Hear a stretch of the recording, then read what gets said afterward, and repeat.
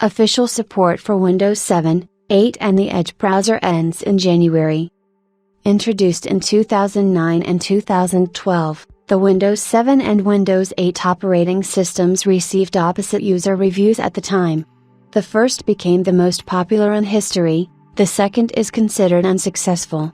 Now support for both operating systems officially ends in January. Windows 7 was introduced in 2009.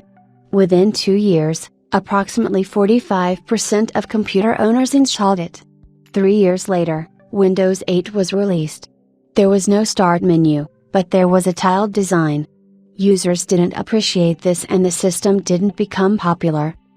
As a result, a year later, Microsoft released the Windows 8.1 update. It smoothed out the shortcomings of Windows 8, but the first impression could not be forgotten. The share of Windows 8.1 did not exceed 19.1% among all versions of Windows.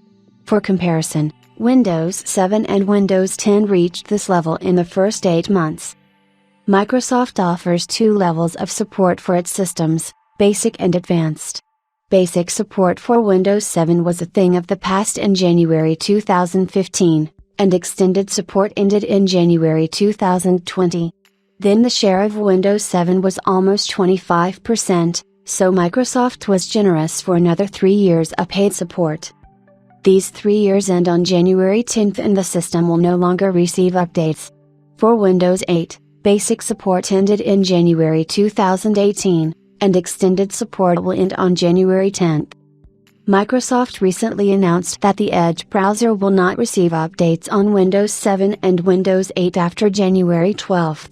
The Microsoft WebView 2 tool that allows Edge to display web pages outside the browser will also lose support.